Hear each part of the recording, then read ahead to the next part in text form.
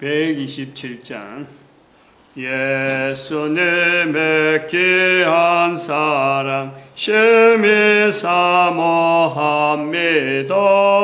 허물된 일 하나 없이 원수에게 잡혀가 십자가에 죽으실 때 귀한 사랑 변창고 원수 위에 기도하니 주의 사랑 크도다.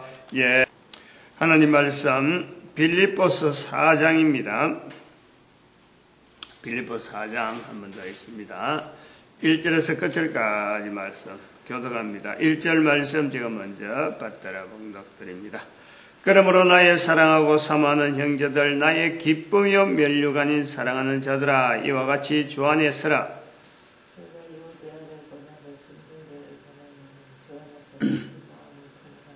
또 참으로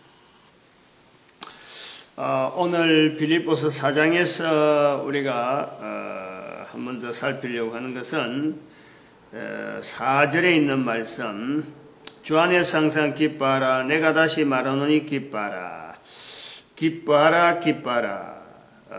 이 빌립보서의 특징이라고 할 수 있는 이 기쁨, 기쁨이 많이 나오죠. 1절에도, 4장 1절에도, 그러므로 나의 사랑하고 사모하는 형제들, 나의 기쁨이요. 기쁨, 기뻐하고, 기뻐하라, 기뻐하라. 지난번에 빌립보서 처음에 들어올 때 빌립보 교회와 관계에서의 기쁨으로 보려고 하지 말자 이랬습니다. 물론 빌립보 교회로 하여금 기뻐한다는 표현이 나올 수 있는 환경은 있지만은 빌립보 교회로서만 기뻐한다는 이런 표현은 우리가 쓰지 않는 것이 좋겠다. 모든 교회에 대한 또 사도 바울이 자체가 가지고 있는 어떤 복음, 그 두 가지로 우리가 볼 수가 있어요. 교회와 복음. 아마 사도 바울에게 있어서 요것 때문에 어떤 기쁨의 내용이 되지 않느냐 이렇게 봅니다. 제가 볼 때는 그래 봐죠. 보려고 하죠.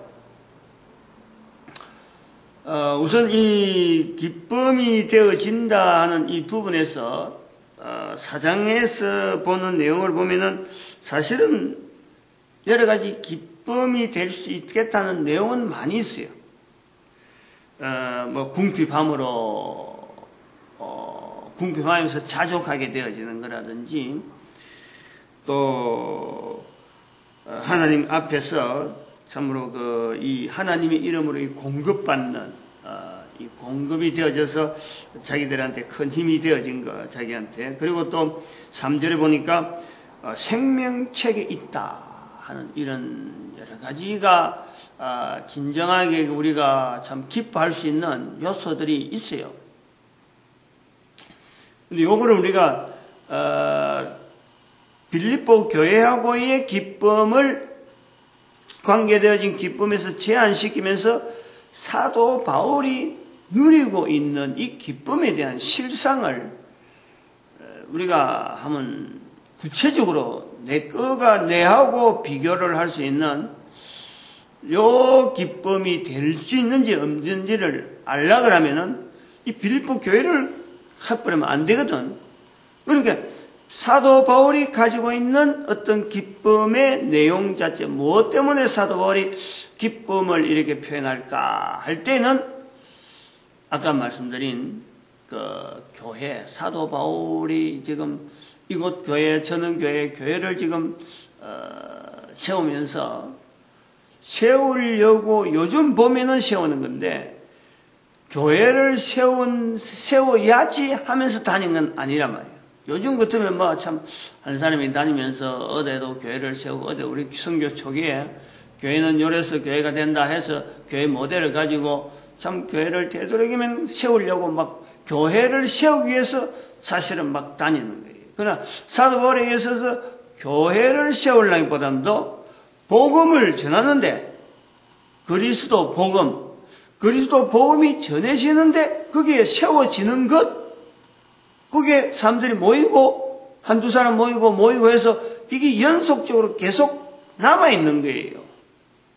사도 바울이 보는 이 교회는 그런데 그게 그런 모임이 계속되어지니까 사도 바울로 볼 때는 아마 처음에 이 교회를 비교하자면은 모임이 계속되어질 수 있도록 유도하는 장치를 하고 또 권하고 하는 이런 거는 아마 유대인들에게서 영향을 받지 않았느냐 하는 것을 우리가 고려를 해볼 수 있어요. 왜냐하면 유대인들은 해당이라는 중시 제도를 가지고 있는 곳마다 항상 해당을 중심해서 일주일에 한 번씩은 반드시 모였거든. 일주일에. 그리고 해당을 중심해서 그 자기들이 있는 그 지역에 또 자기들이 살아가면서 늘 와서 이제 뭐 어떤 유대인들의 동사무소 같은 동사무소 지금 주민센터와 같은 역할을 이 해당이 했단 말이에요. 그러니까 아마 이런 개념을 가지고 예수 그리스도를 따르는 자들이 모여서 서로 정보를 주고받고 또 서로 참 나눌 거 나누면서 할 수 있는 일주일에 한 번씩 그때야 뭐 일주일에는 있었겠어요. 주의 날이 가는 그거 하나 계속해서 유대인들이 바라보는 그 안식일, 해당에서 모이는 그 안식일. 근데 예수님은 안식일 다음 날 부활하셨으니까 그 주의 날을 이제는 더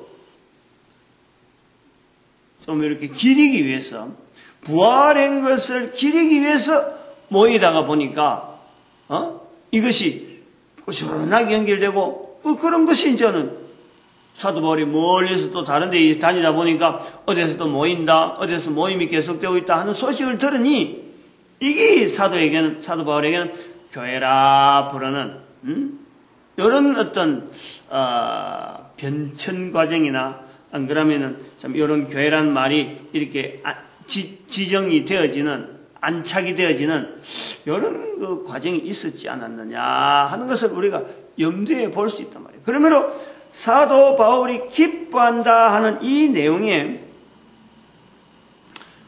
사도 바울의 그 기쁨의 대상이 된 이것을 오늘도 우리도 똑같이 우리가 이해를 하려면은 빌립보 교회를 가지고 있으면 안 된단 말이에요.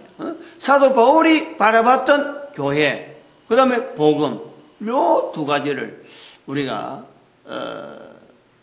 사도 바울과 같은 입장에서만 볼 수 있으면은 사도 바울의 기쁨을 우리가 좀 이해를 할 수 있지 않느냐. 그래서 지금 지금 말씀드린 거는 기쁨에 대한 내용을 이야기하면서 어떤 개요, 빌립보 교회가 빌립보서에 나타나는 이 기쁨이란 표현이 왜 유독이 여기 많았을까 하는 것에 대해서 빌립보 교회로만 하는 것이 아니라 기쁨에 대한 복음에 대한 기쁨, 교회에 대한 기쁨을 이 빌립보 교회를 통해서 빌립보서를 쓸 때 그냥 막 쏟아져 나오는 거지. 쏟아져. 빌립보 교회 때문에 그런 게 아니고 빌립보 교회 때문에 그렇다면 사실은 기쁨이란 말이요 좀 변질이 되는 거예요. 왜냐면은 지금 여기 오늘 4장에도 나오지만은 4장 2절에 요디아를 권하고 순두개를 권한다. 왜 이럴까? 서로 주 안에서 같은 마음을 품으라. 요디아와 순두개를 이야기하면서 같은 마음을 품으라. 그러면 같은 마음이 아니라는 소리거든. 같은 마음이. 그러면은 이거는 대립이 되어 있다. 이런 거예요. 대립이 되어 있는 상태에 있는 두 사람을 유오디아와 순두개를 말한다. 그건 이 두 사람 문제가 아니에요, 이거는. 그 안에 파당이 있다는 소리예요. 그 대표되는 사람이 유오디아와 순두개란 말이에요. 빌립보 교회에 기쁨이 나올 수가 없어요. 교회에 대한 어떤 그 유지, 교회에 대해서 이것이 계속되어야 되겠다 하는 그런 바람이 있다면은 교회가 지금 분명하게 두 개의 파벌로 딱 나눠져 있는 이상에는 이게 기쁨이 될 수가 없는 거예요. 사람이 지내는 곳에는 항상 파벌이 나올 수밖에 없어요.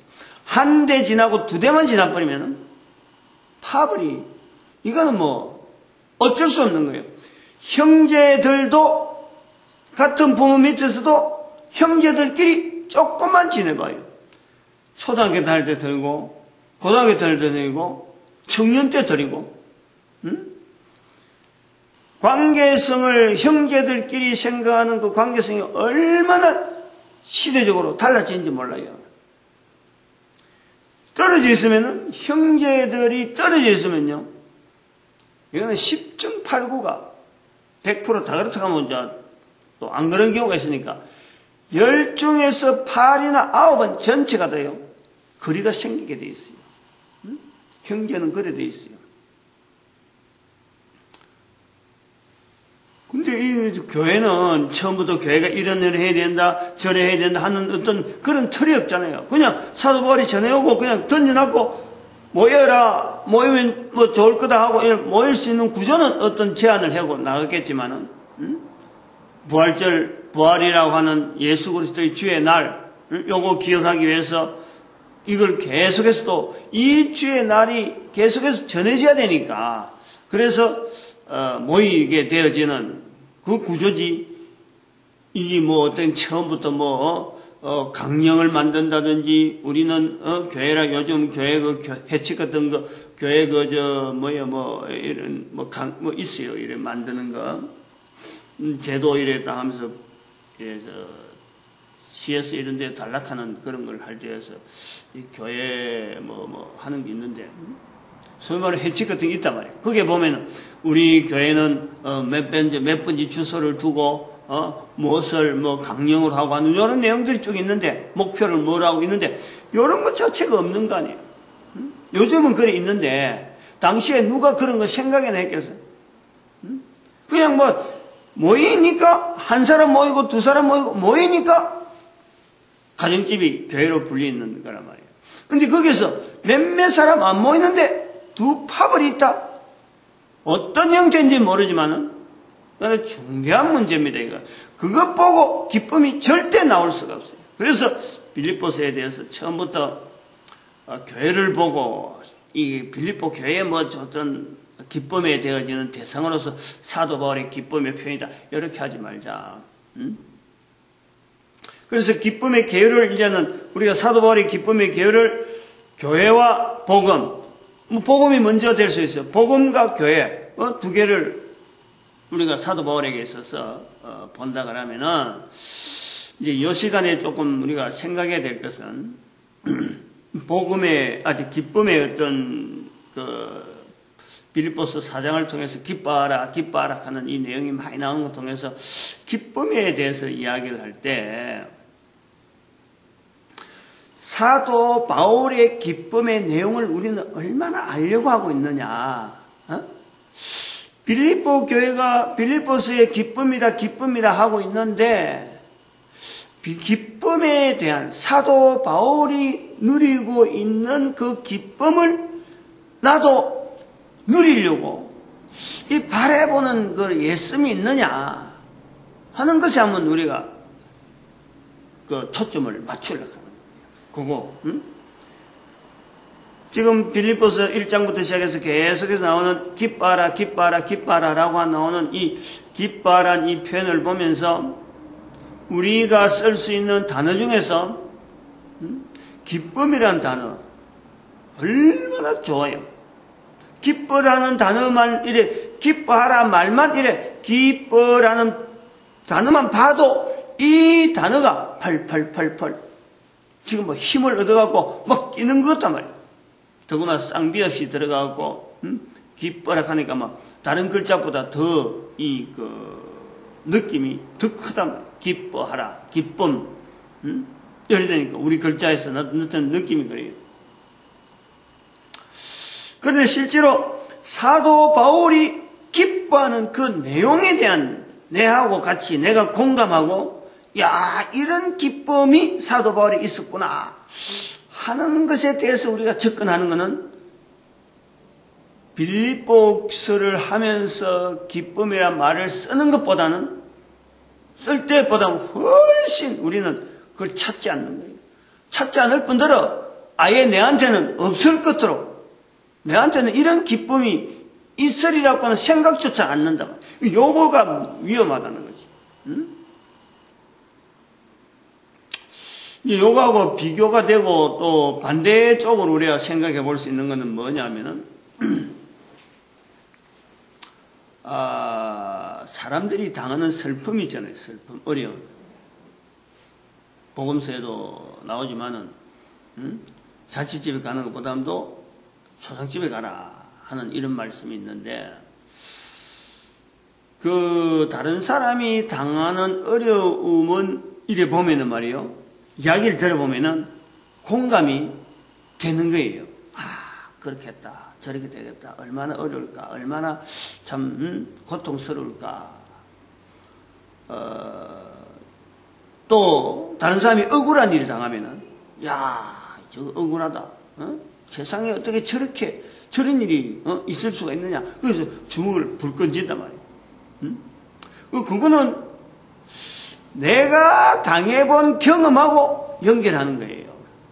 내가 그런 거 안 당해봤으면은 절대 억울한 이런 일에 말이죠. 그러고 어려운 일에 대해서 내가 공감을 못 합니다.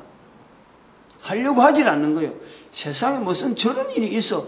이렇게 하면 정도 뉴스 같은 거 보고 넘어가는 거지만, 진짜 그 사람이 당하는 그 환경 자체를 내 거로 만들고, 이렇게 해보면요. 내가 경험이 없으면은, 그냥 말만 듣고, 텔레비전 나오는 하나의 시간 하나 보낸 거 쓱 지나가지. 그 사람들의 이야기가 깊이 생각하고 어떻게 하면 저렇게 좀 내가 도와줄까? 안 그러면 참 도와주는 사회가 되어질까? 하는 이런 고민. 또 내가 실제로 당하는 속에서 저 내용이 어떻게 하면 도움이 돼가지고 내가 이 똑같은 상황에 저 고민에서 좀 벗어날 수 있는 이런 게 되어질까? 우리가 고민하는 거예요. 해보는 거예요. 내가 경험이 되어지고 내가 체험이 되어질 때 그것이 가까워진다는 거예요. 그런데 우리가 보면은 참 이상한 게 고통이나 괴로움이나 슬픔이나 억울한 거는 이야기를 하면 금방 공감을 해버려요. 공감을 하는 거예요. 근데 여기 사도 바울의 기쁨을 이야기하면은 그냥 지 혼자 좋은가 보다 이런 게 되는 거예요. 남들이 기뻐하는 것에 대한 거는 그냥 근성이 되게 그래, 되게. 그 기쁨이 예를 들어서 다른 사람은 좋아가지고 우리가 이런 일 했다 저런 일 했다라고 막 이야기하면은 그거 자체가 근성이고 나는 못하는데 저 사람은 왜 저래 그러면서 비교하고 못하는 거 그 기쁨을 느끼지 못하고 같이 축하해야 될 그 일을 흐리지 못하고 오히려 나는 반대로 나는 괴로움을 당하는 그걸 비춰버리는 거예요. 그래가지고 상대방은 아무리 기뻐해도 나는 속으로는 완전히 참 이 저울질하고 있다. 사람들을 저울질한다네. 그래서 이 사도 바울이 기뻐하라 해도 빌립보서에 기뻐하라 말로가 도배를 해도요. 우리는 사도 바울의 기쁨에 대해서 그냥 저렇게 설명하는 사람은 억지로 거기다가 아니면 빌립보 교회하고 막 맞춰가지고 기쁨에 대한 이야기를 막 이래 끄집어내는 거죠. 요래서 기뻐했다. 빌립보 교회에 대한 표현해가지고 기뻐하는데 실제로 사도 바울의 이 중심에서 나오는 그 기쁨에 대한 내용에 대해서는 이거 자체를 전하는 사람 자체가 못 누리니까 사실은 전달 받아봐야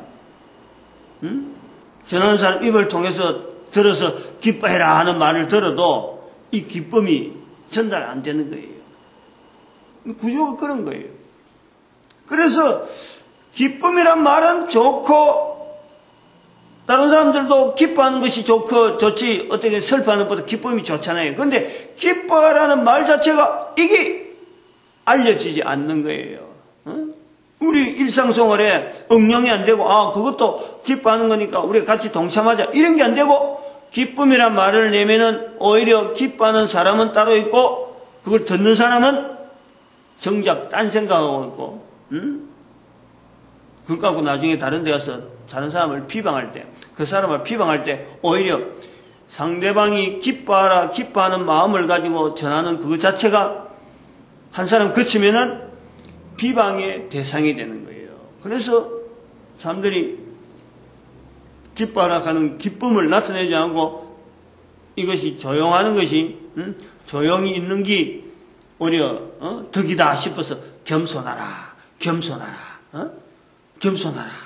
그런 기쁨을 나타내는 말이 오히려 조심이 되는 거예요. 그러니까 말 자체가 이게 발달이 안 돼서 발달이. 기쁨이란 말은 좋은데 기쁨에 대항해서 받아들이는 자이나 전하는 자들이 이제는 조심하는 내용이 되어 있는 거예요. 교회에서는 성경에는 기뻐하라 하고 선포는 하면서 말을 하면서도 실제로 본인들은 기쁨에 대한 누리지도 못하고 전하는 거예요. 그러니까 그거를 지금 제가 이야기를 하려한다는 말이에요. 지금 성경에 있는 표현인데 기뻐하라. 다른 것은 뭐 해라 하면은 순종해라. 다른 사람을 도와라. 오늘 여기 나온 대로 같은 마음을 품어라 하면은 하려고 하죠. 예를 쓰려고 그래. 근데 기뻐하려고를 하지 않는다. 기뻐하려고를. 적어도 사도 바울이 기뻐하는 이 기쁨의 내용에 대해서 여기에 대해서 아주 깊이 파고들지를 못한다는. 그래서 깊이 파고들 수 있는 사도 바울이 가질 수 있는 단어, 또 우리가 가질 수 있는 단어, 어느 시대에 지나더라도 같이 주제를 가지고 기뻐할 수 있는 단어, 그것 자체를 우리가 아까 말씀드린 교회, 복음, 여기에서 사도 바울이 기뻐했다. 그거 우리 연구해서 자꾸 기쁨이란 말을 자꾸 만들어내자는 거예요. 여기 이제 기쁨에 대해서 오늘 아침에 기뻐하라 하는 말씀을 가지고 붙잡게 되는 하나의 이유. 여기 볼 때 사도 바울의 기쁨의 어떤 경지, 아니야말로 초등학생들이 기뻐한다 하는 말 하는 거하고 또 청년 때에 기뻐한다, 기뻐서 막 팡팡 뛰는 거, 기뻐하라, 이제 여기 팡팡 뛰는 걸 말하는 거예요. 기쁨에 대해서 막 표현하는 거. 아들이 아니야말로 초등학교 운동했던 데 가고 막 달리기 하고 1등을 했다. 그거 막 해갖고 막 공치 하나 탄 거, 그것도 기쁨이 될 수 있는 거예요. 좀 크면은 청년 때, 엉그라면 사춘기 때,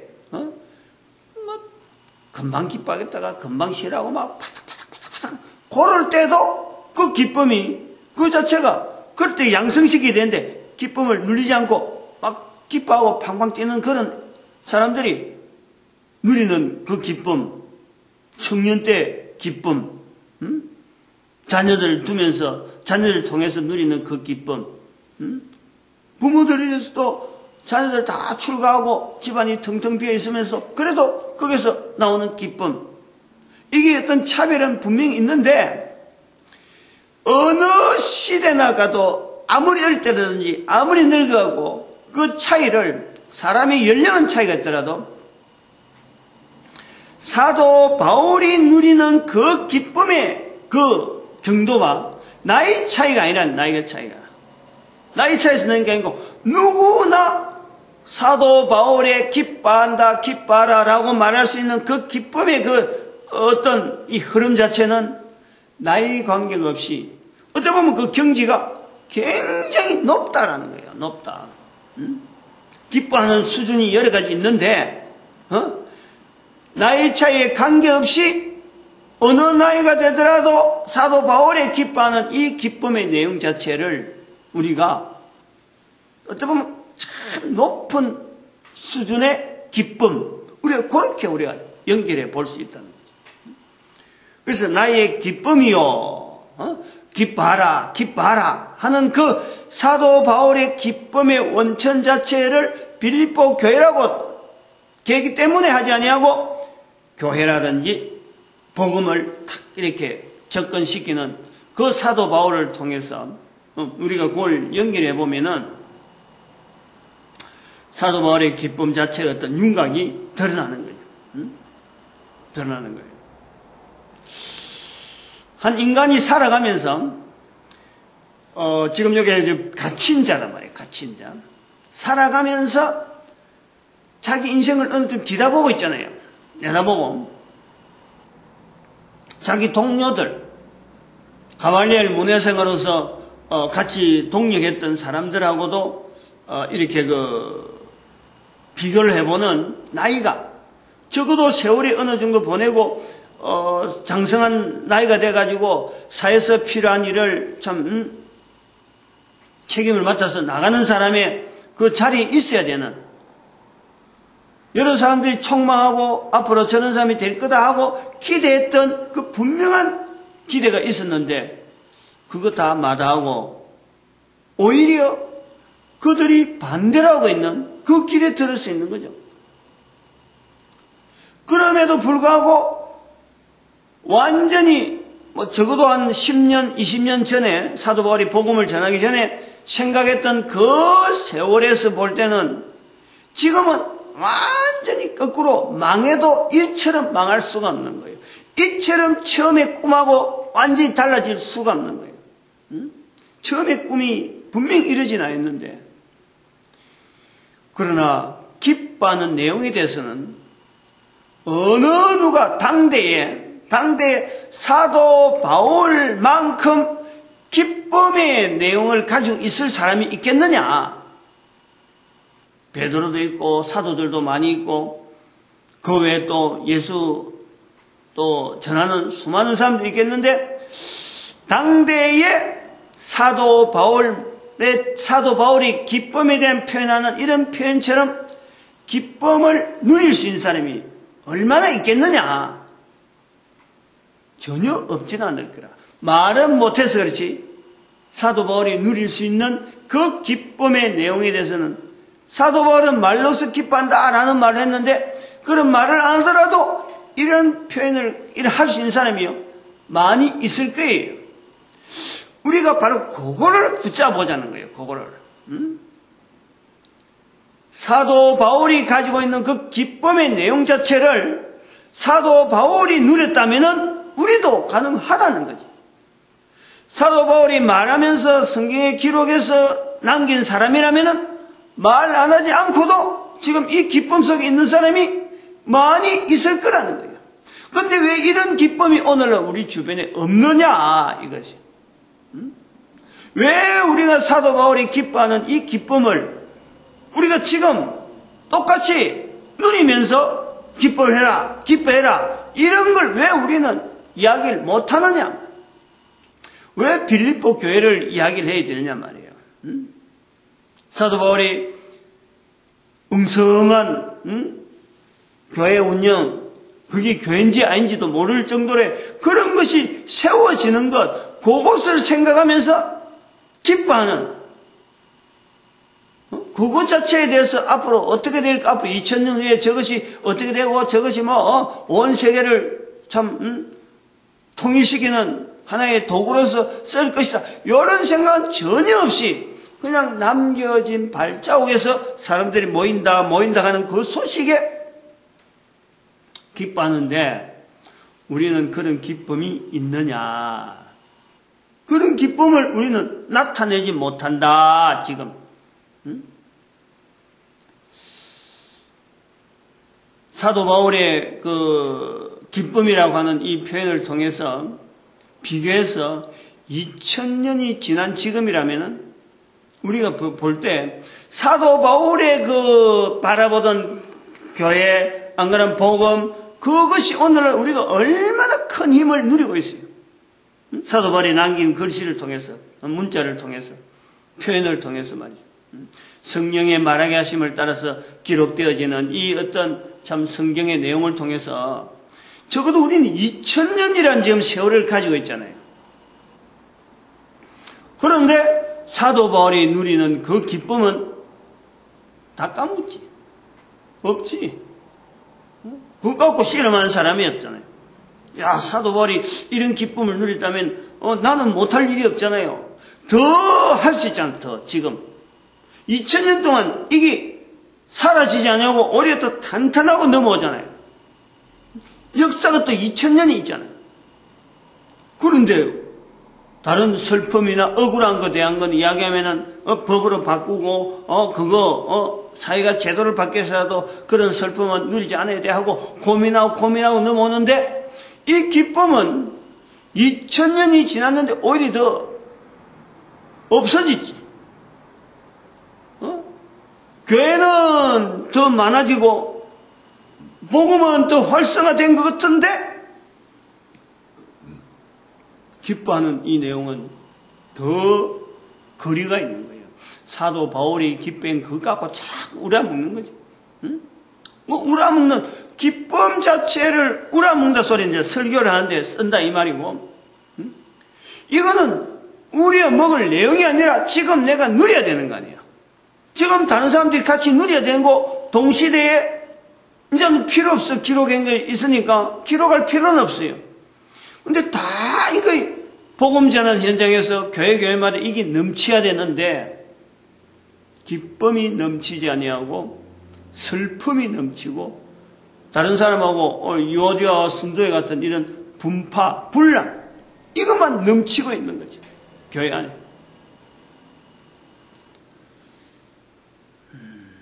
나이가 60이 넘으니까 앞으로 뭐 100세 시대 자꾸 말하지만 사실은 그거요 그렇게 기대를 안 합니다. 뭐 참 어릴 때 청년 때나 이럴 때는 뭐 청년 때 아마 그랬으면 60세 산다. 그 당시에는 60이 뭐 저희들 그 청년 때는 60이라 하면 완전 이제 하나 꺾는 거로 이제 했고 60까지만 살면 안 되겠느냐 하는 막연한 어떤인데, 만약 그때에 100세 같으면 100세에 대한 기대를 했겠죠. 우리가 이제 앞으로 100세 시대 사는구나. 100세까지 어떻게 살고 하는 기대를 하는데 60이 지내어 보니까 60년 살아보니까 그래요. 100년 사는 거는 고역이요, 고역. 60년 동안 고생하며 살아왔는데, 아니, 이 고통의 생활을 또 40년 돼야 된다고? 이거는 20대에 40년 고생하고 60이 왔는데, 60대에 또 40년 고생하고 100세를 산다고? 이거 우리 잘 생각해야 돼요. 오래 사는 것이요, 절대 우리에게 기쁨이 되지 않는 거예요. 쪽방 생활하는 노인들, 그 텔레비전 우리 가끔 보면은 오래 사니까 저 고생인 거예요. 오래 살아가지고 잘 어떻게 좋은 어떤 일이 생기는 것보다도 우리 인생은요 오래 사는 것 자체가요 그렇게 좋은 게 아니에요. 좋은 모양으로 나올 수가 없어. 앞으로 가면 갈수록 더하는 거예요. 이거 잘 생각해야 돼요. 후손들에게. 가면 갈수록 복지제도가 자꾸 나오면 나올수록 복지제도가 발달할수록 그게 어디다가 다 돈인데 돈으로 나타나면 전부 다 노인 세대에 다 쏠리게 되어 있어요. 왜냐하면 노인들은 자꾸 정치하고 사회에 일하는 데서 현장에서 떠나지. 근데 복지 돈은 어디서 나오냐? 일하는 현장에서 나오잖아.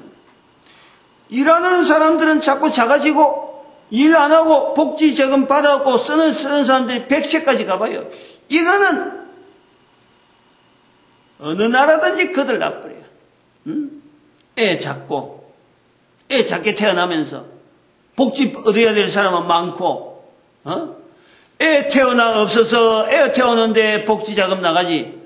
일 안 하는 사람, 노후를 위해서 복지자금 나가지. 일하는 사람은 없지.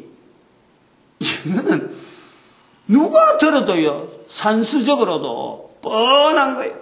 그런데 이게 100세 시대라고 하고, 오히려 보험하는 사람들만 지금 보험 수가 막 올리고, 보험제도 이게 발달했는사고 막 생산성 있는 생산성에 관계되는 돈은 자꾸만 지금 사라지는 쪽으로, 직장은 자꾸 없어지고, 복지자금은 복지기금은 자꾸 많이 만들어야 되는 이런 형편에 복지요.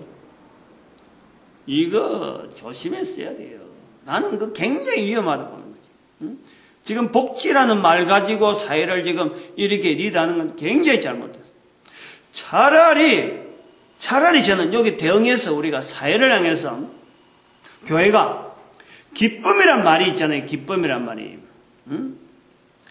아까도 말씀했지만 어린애, 초등학교, 중등부, 고등부, 청년, 장년, 노년 어떤 연대에 들어있어라도 사도 바울이 누릴 수 있는 이 기쁨을요, 만약에 그들에게도 적용한다 그러면은 이거는 교회가 사회를 향해서 복지제도 지원하는, 사회가 제도를 두고 복지제도를 운영하는 것보다는요, 교회가 기쁨이란 말로 가지고, 기쁨이라는 단어 속에서 사도 바울이 누린 그 기쁨, 우리도 누릴 수 있는 거 아니에요. 지금 누구든지 가능하단 말이에요.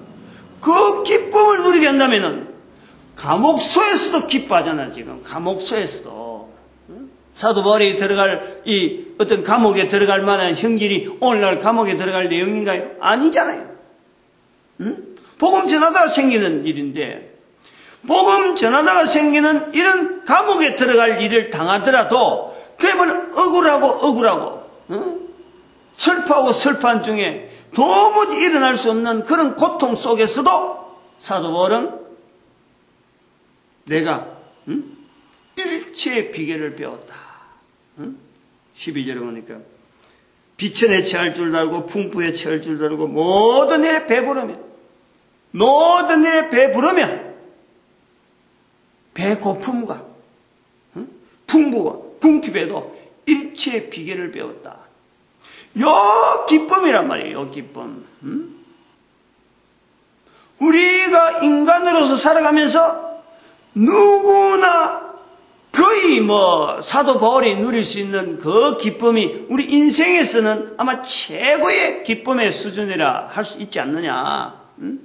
그래서 그 내용을 우리가 모든 인간들에게 나눠줄 수 있고 선포되고 적용시킬 수 있는 것이 교회라는 말이야. 사도 바울이 기쁨으로 통해서 바라봤던 그 교회, 그 복음, 예수 그리스도를 통해서 한 인간이 이 땅에 있는 동안에 변화될 수 있는 이 어마어마한 하나의 그 찬스, 어떤 만남, 이것이 복음이고, 그런 사람들이 모여서 또 그런 일을 계속해서 이어지는 환경이 바로 교회인데,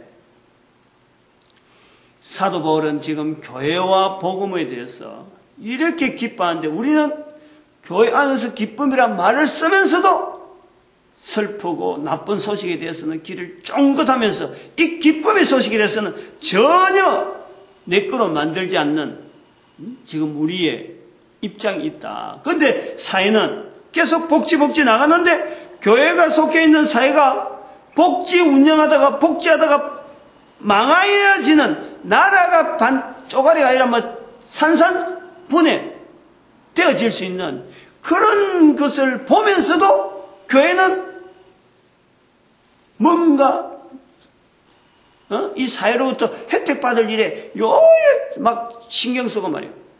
그런데 막 조직을 만들고, 지금 구미에도 하잖아요. 무슨 복지재단이라고 만들라고 요즘 내가 광고도 안 하고 아예 나는 무시 안 하려서 보내게 내한테 막 자꾸 보냈는데 무시하는 거예요. 노인복지망이라고 무슨 재단을 또 만들었어. 몇몇 교회들이, 해가지고. 전부 다 보면 아이들, 아동 센터들 운영하고, 무슨 센터 애들 가고, 그 다음에 무슨 케어, 다른 사람들 케어하는 이런 사람들, 그래갖고 노인복지 해갖고, 만들어놨는데, 이거 우리가 거꾸로 가는 거예요, 거꾸로. 오히려 교회가 정부한테 매달려 가지고 뭔가 혜택, 지금 사회복지제도는 막 나온다니까 여기에서 막 혜택. 그리고 얼마 전에 또 총회에서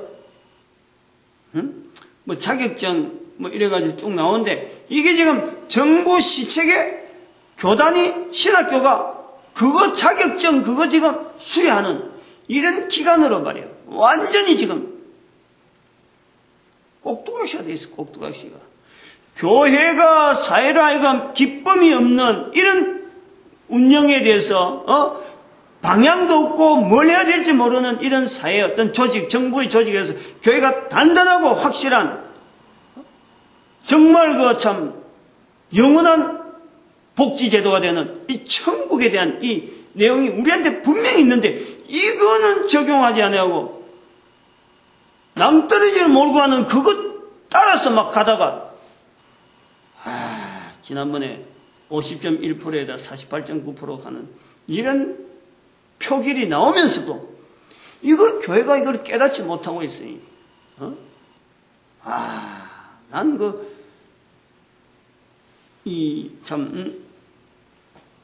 말을 끊어버려야지. 자꾸 나가다 보면 또 엉뚱한데 지금 벌써 시간이 지났는데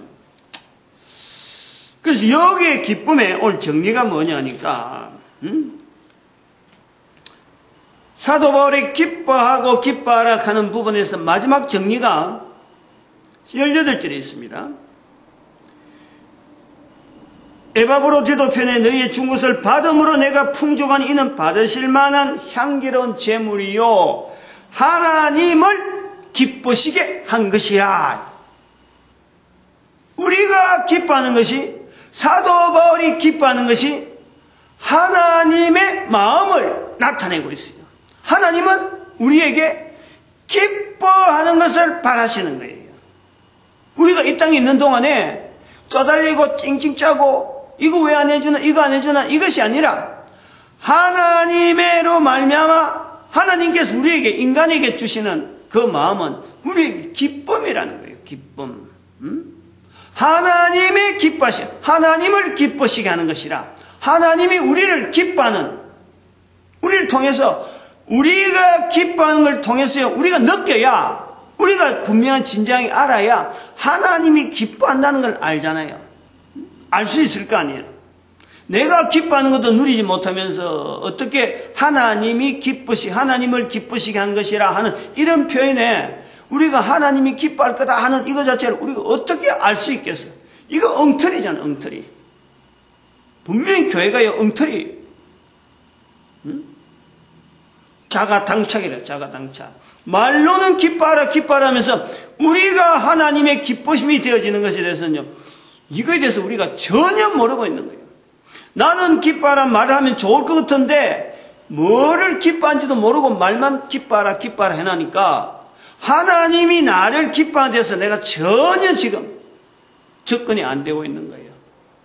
이 기쁨이라는 빌립보서의 기쁨은 여기가 정리가 되어야 돼요. 왜 단순히 사도 바울의 기쁨을 갖고 자꾸 기뻐하라, 사도 바울의 기쁨을 우리 누리자 하는 거냐? 실제로 사도 바울을 통해서 우리는 그 기쁨이라는 표현을 통해서 하나님께서 우리를 기쁘게 받으시는 이것을 하나님은 바라시고 계신다. 근데 내가 기뻐하지 않는데 어떻게 하나님을 기뻐한다? 하나님께서 하나님을 기쁘시게 한 것이라 하는 이런 표현을 내가 어떻게 알겠어요? 사람에 대해서도 모르는데 하나님에 대해서 하나님이 기쁘시게 한 것이라는 이것을 어떻게 알겠느냐? 요 면에서 지금 우리가 이 빌립보서를 정리를 하면서 이 기쁨이라는 표현을 해보는 거예요.